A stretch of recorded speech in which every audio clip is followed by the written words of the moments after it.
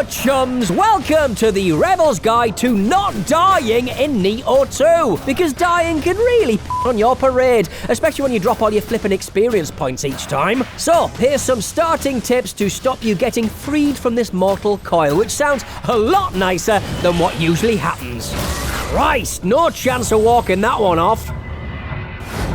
Rule number 1. Don't underestimate a GAKI. These pot-bellied little buggers are usually found chewing on some poor sod who probably thought they looked so wimpy it wasn't worth getting their spear dirty. Just ask Brian. Or what's left of Brian. Sure, they're small, they're scrawny, and they look a little bit like Gollum's fugglier cousin, but they're also extremely hangry demons who'll happily take a bite out of you or even each other. If you knock one down, finish him off quickly before his mates run in for a feast, because once a GAKI has eaten summit, they grow to twice the size. I don't think I need to tell you why this is problematic. Sometimes they'll run at you with their little arms outstretched and you think, no, they've had a change of heart. No, you tricked me, you little goblin!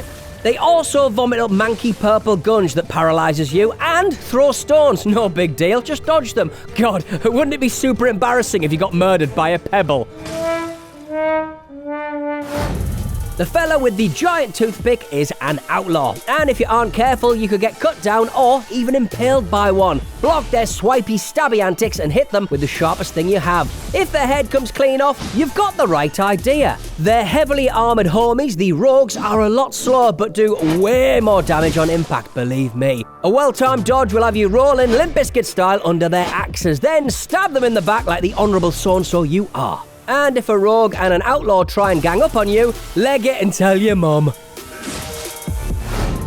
Picture this. You've just had an epic blood-spattered brawl cutting down a bunch of nutters. You're standing victorious and feeling so damn proud of yourself. Then, all of a sudden, yeah, some total dick shoots you in the arse with an arrow. Keep an eye out for archers. They hide in daft places, waiting until you think you've got all the enemies in an area before firing. Find a way up there, beat them silly, take their bow, and give them a taste of their own medicine. Oh, yes. Right, let's knock the helmet off this big Egypt. Oh, I'm in trouble now. Oh, he's phoned a friend. Abort! Abort! Mom! Here's a life-saving piece of advice. You can't swim. Got it? You can't. Understandable, really. You're weighed down with well heavy armor. So unless you find a pair of armbands or one of those dopey blow-up flamingos, that ain't about to change. So if you're fighting a geese on a bridge and decide to pull off a snazzy dodge roll, remember, you can't swim. If you knock a geese into the water and want to find out whether he had any decent armor on him, don't bother. You can't swim. If a geese knocks you into the water, that's not good. Why? You can't swim. Tattoo the words, I can't swim, onto your face, so as you're looking down at your reflection in the water, you'll think twice about going for a dip. Oh, and you can't fly either, just in case you find yourself battling it out on a cliff's edge. If an attacking geese suddenly gets surrounded by a big red cloud of energy, he's about to unleash a burst attack. You have 3 options. 1, execute a burst counter the second you see it, which will stop this knobhead's attack in its tracks and mess up your stamina big time. 2, run for the hills and pray it doesn't bite you. And 3, get totally up. Choose wisely.